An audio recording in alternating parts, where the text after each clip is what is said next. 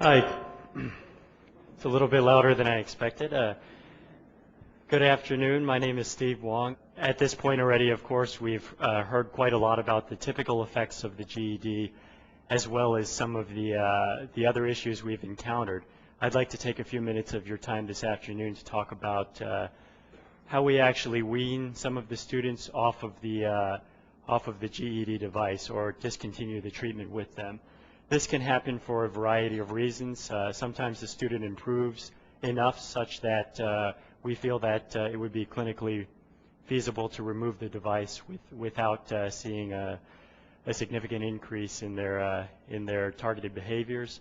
Other times we may have to taper the GED treatment due to other issues, such as the funding agency the funding may end for a particular student and the student may have to move to a different facility.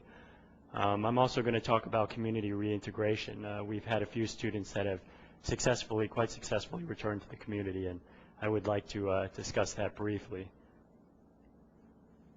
As far as tapering of the GED treatment, we also call that fading sometimes, although that may not technically be the appropriate term, so I've used the term tapering here.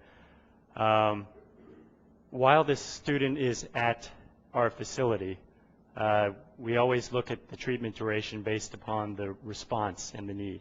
I'm just going to click ahead quickly to the next slide. For students for whom, despite having the GED treatment, they may show some improvement, but they continue to have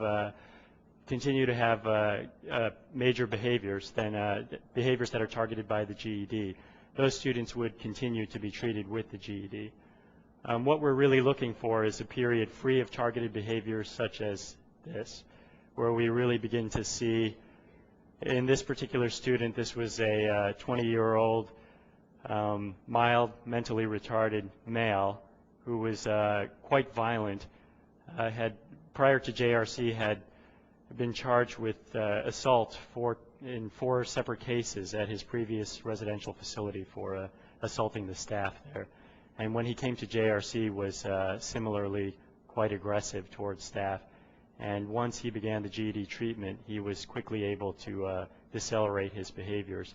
And we were able to implement a typical tapering or fading procedure for this student. First, we began with a reduction of the number of devices.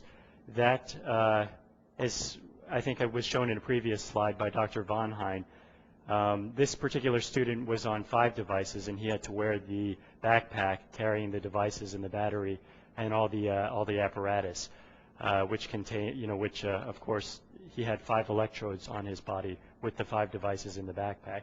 We were able to taper him on a very gradual basis down to 1 device. First we had 5 devices, and we tapered him to 3 devices, and he was quite successful during the run with 3 devices. It's not actually indicated on this chart, but it was around here at this point here, and he basically exhibited zero targeted behaviors, and we were able to subsequently, within the next few weeks, taper him down to 1 device, to where he was once he was down to 1 device, he was able to wear the fanny pack instead of the backpack, which of course, having less devices and less batteries weighs quite a bit less. And while on the 1 device, this student again did quite well and was down to 1 device. After a period of time where he was successful in refraining from targeted behaviors with 1 device, we were able to, at that point, reduce the duration of time that he was actually in devices. This is another type of jargon that we'll use to say in devices or out of devices, which basically means whether the actual device is on the person's body.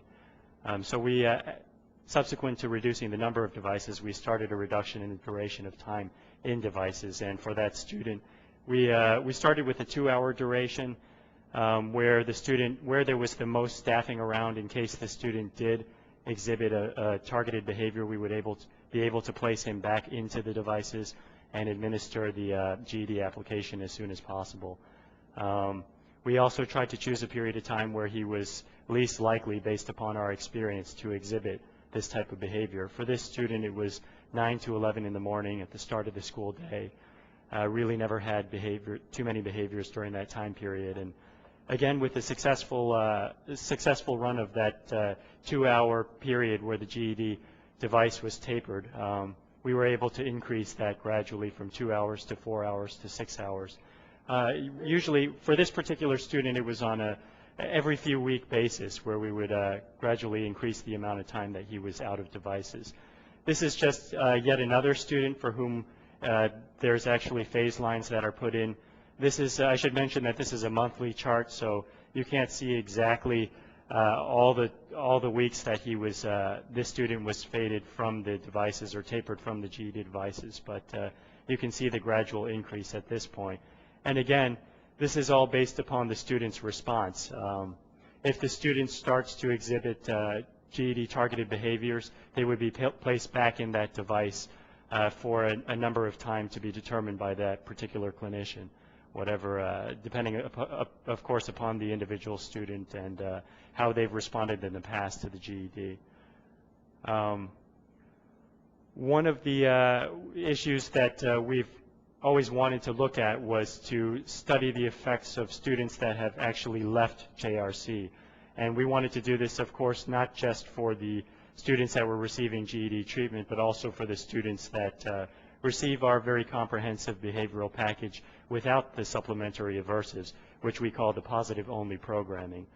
For the last few years, we've been conducting a follow-up study, which consists of having some of our administrative staff give phone calls to parents. As is typical with most follow-up studies with residential care, we were only able to reach about approximately 50% of the people just due to people moving and it becoming not having a forwarding address or a phone number where they can be reached. In this particular case, the parents and former students, when applicable, were contacted, and they were given a semi-structured questionnaire, which included quite a few questions on their quality of life, such as what types of activities were they participating in during the daytime, were they taking any psychotropic medications, were they requiring psychiatric hospitalization, and those types of parameters. We, following the questionnaire, we asked the students, the parents, and several JRC administrative staff to provide a rating on a Likert type scale, as you can see here, 1 being very poor, 5 being exceptional, with regards to the student's general life adjustment. And we call that the general life adjustment rating. As the numbers that you see here are the ratings, the average ratings of all the raters, the former students when applicable, as well as the parents and the JRC administrative staff. Light blue indicates before, and yellow indicates after. With this particular measure, as well as with our objective count of quality of life indicators such as psychiatric hospitalizations and use of psychotropic medications, overall we found a highly positive effect, regardless of whether the students received positive-only treatment or whether they received positive programming plus supplementary aversives. Probably one of the the nicest parts of conducting the follow-up study was to hear about the stories of individual students and hear about the individual students who have made just drastic and tremendous improvements in their quality of life since during the time they were at JRC, of course, but also even sustaining after they've left JRC. This is an example of a particular student that received treatment with the GED and had a very positive response to the GED and was completely tapered from the GED for 24 hours a day before his departure, and he was able to work his way all the way up through this JRC's hierarchy of independence to where he had an in-school job. He was living in a very, the least restrictive residence type of residential setting that we have available within our continuum of residences. And this particular student actually is back in his public high school at this time, where he was completely unable to be maintained prior to receiving the treatment with the GED. And this is where he is.